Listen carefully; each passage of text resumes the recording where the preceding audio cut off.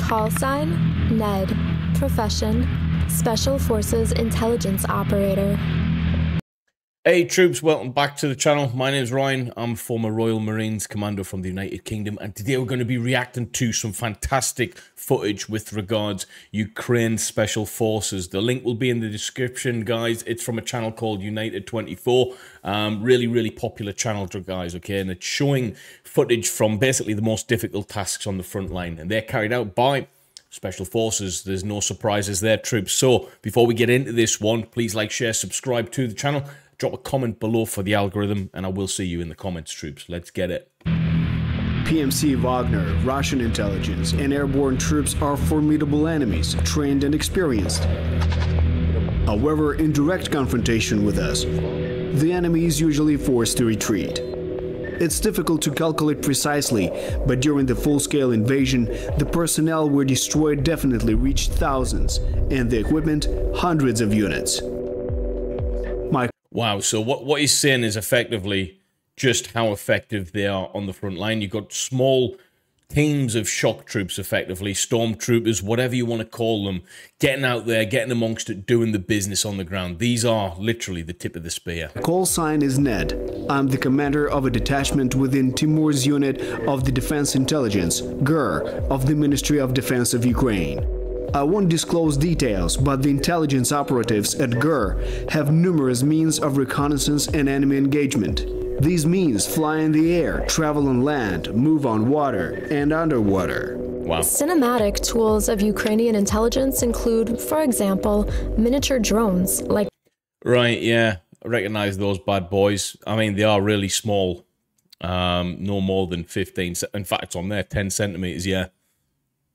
Unbelievable bits of kit. These have been around a while, I believe, as well, or variants of it anyway. The Black Hornet.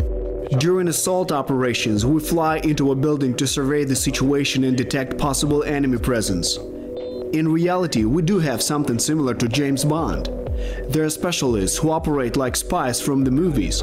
Such people don't wear camouflage. They can work undercover behind enemy lines, gather secret data and sabotage. Very dangerous part of the military, though, guys, because you are behind enemy lines. You might be as a civilian. You have to look a certain way for obvious reasons, not to get spotted. But there's one thing for sure, guys. Sometimes being in uniform is a deterrent in itself. The fact that you're not and you're trying to integrate into society, blend in, getting, you know, secret data means that you're pushing the boundaries of what's allowed as a civilian, okay, without getting noticed. Normally, the components for this is very intelligent, resilient, and military trained to a high standard as well. All three of those give you this kind of guy. There are also special forces. These are more traditional fighters who directly engage in combat on the front lines and behind enemy lines. When asked about the classic movie plot where a lone fighter takes down enemies by the dozen, Ned responds briefly. It happens. Of course, rarely, but it happens.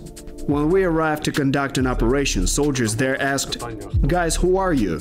But no one was supposed to know that we were the Defense Intelligence of Ukraine. Because if the enemy found out we were there, they would immediately try to strengthen their positions, knowing that we could act quite boldly and strike from anywhere. So we always responded simply, "Nobody." That's how we got our name. However, though people usually nod their heads, it's evident they don't quite believe us. It's obvious we're not locals. Three main types of tasks for the GER Scout are working undercover behind enemy lines. So what I'm getting, guys, before we have a look at some of this action here is kind of like Delta, aren't they? / Green Beret. They're intelligence operatives behind enemy lines, gathering intelligence, sabotaging if they need to, getting local populace on board if they need to, changing political persuasion within regions, although that's pretty difficult to do in Ukraine at this moment in time, and dare I say it, is it even worthwhile doing that? They just need to get actively involved in the engagements. So these guys are, you know, they're on the ground and they're not going home on Friday, okay? They're not going home in 4 weeks' time. They go home when the job's done type of people. So massive respect to these individuals. You know, like I said, the tip of the Spearberg, equivalent of SAS, SBS, and, you know, Green Berets, Delta. Combat on the front lines and sabotage reconnaissance activities. Each type requires a separate set of equipment. Let's look at the weaponry a scout can use deep behind enemy lines. For example, there is an undercover agent who has infiltrated an enemy enterprise with a task to eliminate a high-value Look at that. Literally fall down, put under your jumper if need be. target. His weapon must be compact, easy to transport, and must allow for covered carrying. It also must have a silencer.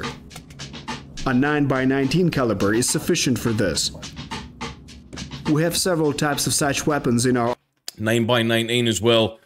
For those who are not too, I might not even be interested in this, but it's obviously lighter to carry, so light, ready to fight, maneuverable, it's compact, you can fold it down, so these guys are really getting in amongst the sneaky peeky stuff, which is, yeah, that weapon, awesome, man. 6 hour. arsenal. Both automatic firearms and pistols equipped with silencers. 6 hour pistol. During raids or assault Ooh, we got the heavy stuff now.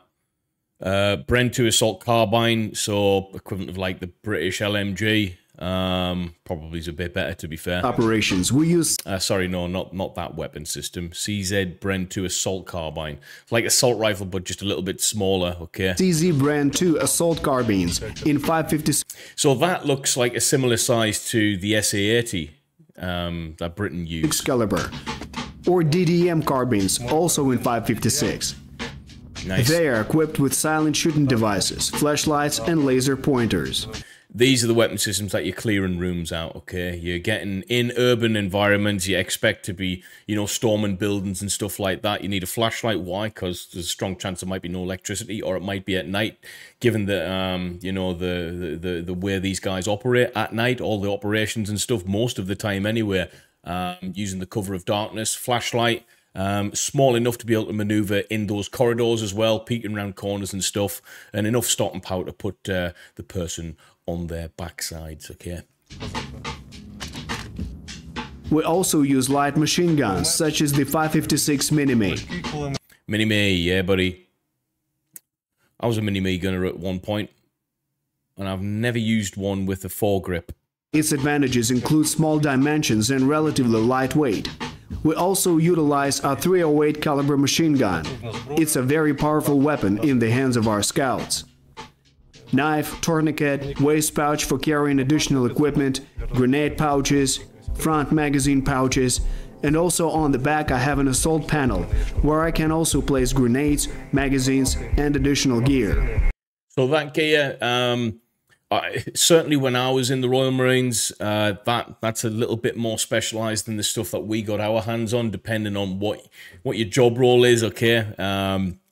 Standard bootneck, standard Marine, yeah, that's a little bit more specialized. Even the Mini-Me had a foregrip on it. I never had a foregrip, okay?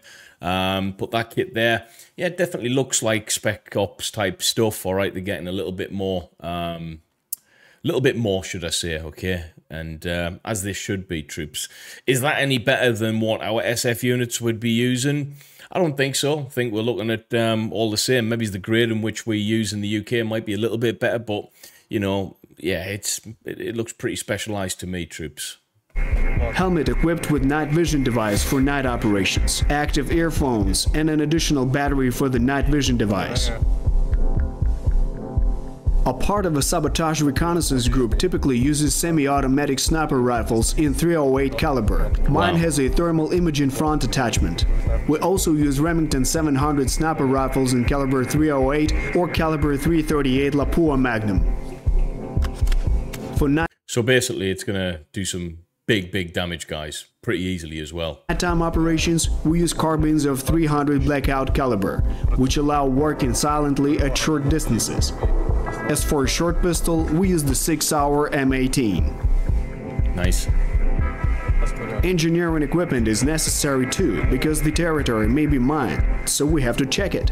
This includes 25 to 30 meters of paracord, grappling hooks, and a collapsible mine prodder with a tip. Trash bags. The enemy should not know that anyone was here at all. Trampled grass, footprints on the ground, and waste can compromise our presence. Yeah, so what he's trying to say is that those bags are going to be used for pretty much taking a dump in, okay? You're behind enemy lines, you don't want to leave any kind of signature on the floor. Because you'd be surprised at actually what information you can get from someone's excrement. Granted, they probably will look into it if they need to, okay? You can test morale, you can test nutrition, are they being fed well, are they hydrated, if they've got any ailments and all of that stuff, inflammation markers, loads of different things you can trace from someone's stool. I'm trying to think of a better word for it. Shit, basically. But, yeah, put it in a bag it up, and then ditch it wherever you can. That's not going to get spotted, I guess. So we take everything with us, leaving nothing behind. During sabotage reconnaissance operations, instead of a bulletproof vest, we use a chest rig, also a sling system or war belt. Going into enemy territory means having to cover a long distance with a fairly heavy backpack. Plus, if a contact happens, the operation is cancelled. If detected in any way, we must leave the area as quickly as possible. Yeah, so if they're compromised early on, that's when they're going to get out there, guys, okay? Normally, Special Forces operate in such a way where they've got so much intelligence on that position that they're going to smash up, that they've got loads of assets, they've got air support, they've got UAVs up, they've got, you know, lesser tiered military groups in and around the area acting as like left and right cordons, you know, to protect the area from incoming and outgoing enemies. They've got artillery, mortars, you name it. If there's an asset that they need for an op, they'll probably get priority because of the nature of the targets they're hitting. So if they are compromised in any way, yeah, they'll probably just get the hell out of there, depending on how in depth they are within that position, okay? If they're actually, you know, compromised right on target, yeah, I wouldn't imagine they'd just bomb burst out of there. They'd just get amongst it and adapt and overcome, because that's what they should be good at, and I have no doubt that they will be good at that. Sometimes, GUR scouts help others leave the area. Say, in September 2023, CNN reported that Ukrainian fighters could have carried out attacks on the Wagner PMC in Sudan, 4,000 kilometers from Ukraine. Ukrainian intelligence neither confirmed nor denied their involvement. I love that. And people get on about like accountability from the governments and stuff. I've had so many arguments online about this. Oh, of course they're accountable, blah, blah, blah. Listen, you've just heard it. They deny it. They neither deny or stipulated that they're there. It's like, that's what they do, all right? These guys behind enemy lines, no one's really caring about it, all right? They just need to get the job done. However, the head of the GUR, Kirilo Budanov, noted Ukraine will act against its enemies all around the globe. Ned keeps the secrecy intact. To most questions about specific operations, he responds classified. However, he nonetheless shared some details. It was a raid into the occupied Nova Kakhovka. At that time, no one had landed on the left bank of Dnipro. We were tasked with carrying out a classic fire raid. During the mission, we destroyed a BTR-82A, burned down the enemy command post, and eliminated 10 to 11 enemies. The enemy simply didn't expect anyone to cross the river directly into their trenches. Yeah, that's the thing.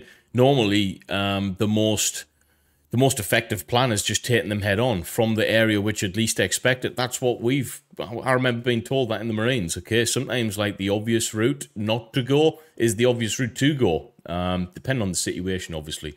But SF, they can do what they want, really, can't they? And land like that.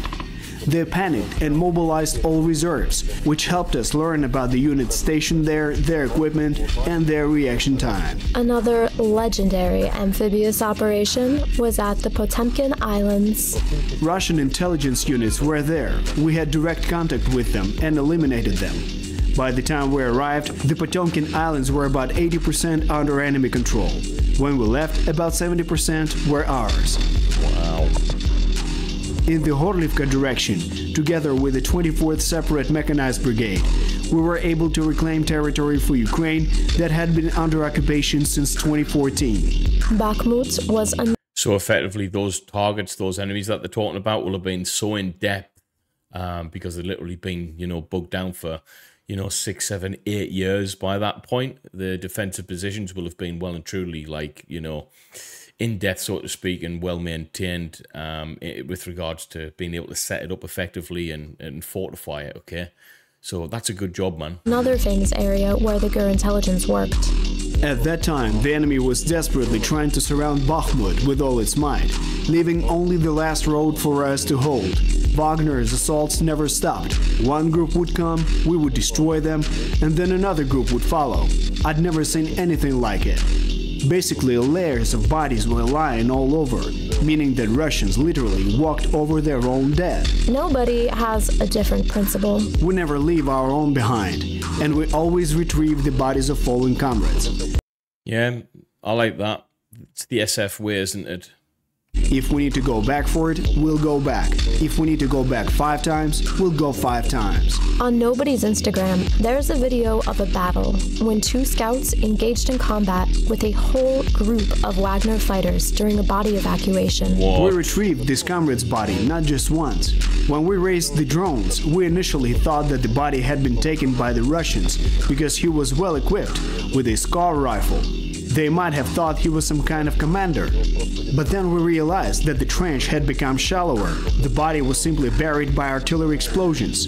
The first time we dug it up, literally 15 meters away from the trench full of Wagner fighters. What? The first time we dug it out. The next time we moved it across the road, and so we gradually evacuated it. When we finally came to pick it Wow, look how close they are. up, the enemy started to approach. Our guys suddenly heard voices very close, within 5 meters. They immediately engaged the enemy, resulting in the elimination and injury of the enemy. Our fighters returned unharmed, and the next day, we returned and retrieved the comrade's body. This is one of many cases where GER fighters acted independently and swiftly. And bravely as well, okay? You think about, like, doing that under those kind of pretenses, you've got to be a certain type of person to be able to do that. It's okay saying that you're a conventional warfighter and stuff, but to be able to do that kind of unconventional warfighting is a next level individual, and I respect them highly. Like that's impressive. The main thing valued in the defense intelligence of Ukraine is initiative, the ability to make quick decisions in critical situations. In the US, there's CIA, in Britain MI6, but currently the level of experience we have, as well as our country's military overall, is unmatched by anyone else in the world. That bit I would disagree with. I'm not going to say that Britain has it better, even though I think when combining our special forces groups with our intelligence services, I think unquestionably it is. You can't compare them to the United States and what they have. I mean, the CIA and their special forces, irrespective of who you think's better, they're just so humongous and so well adapted with every environment. They operate like everywhere all the time. I don't think they can compare. I think Ukraine is in a positive position at this moment in time with regards recent battle experience and stuff like that. But no, I disagree. I don't even think they're close to the United States, actually. But yeah, maybe you guys could argue in the comment section. That's just me being honest, troops. We consist exclusively. And while we're at it, that doesn't mean to say they're bad, all right? They're obviously doing a very good job, but yeah, they're not close to the world's number 1 and 2, and yeah, I don't know. They are volunteers. Essentially for everyone in the main intelligence directorate, coming here was a dream. This motivates them to develop and work even harder. These people wanted to tackle the most difficult tasks, and they do. Ned's words are confirmed by the video from Nobody's Instagram, where during a mission, one of the fighters shouts, "Лучшая работа в мире, блядь!" Despite the fact that GER reconnaissance troops are considered the elite of the Ukrainian military, Ned himself considers someone else to be the best warrior. In our unit, we have some very strong individuals. For example, there is a person who in the first days of the full-scale invasion, single-handedly, having only a semi-automatic .308 caliber rifle, eliminated 20 targets in the Kyiv region on a normal day. But for me, the best fighters are the ordinary soldiers of the armed forces of Ukraine. I deeply respect these people. They're made of steel. Ordinary guys, age 45 to 50, with an AK-74 sitting in a trench, for me, that's a true hero. Hey, Can't really argue with that, can you, when you think about it? I think that's a good note to finish that video on. What he's doing is he's paying respects to the guys on the front line doing the shit end of the stick. You know, SF guys do all the good stuff with all the good assets. Granted, it's a bloody hard thing to get in the first place, but I like that he's paid respect downwards, okay? You don't normally see that within SF communities, okay? Normally they're the best and they know it, okay? But fantastic video, actually. Original link to that video will be in the description as always, guys. United24. And yeah, troops, if you like this video, make sure to give it a thumbs up, comment for the algorithm, subscribe if you haven't done, and I'll see you guys in the next video. Take it easy now. Peace.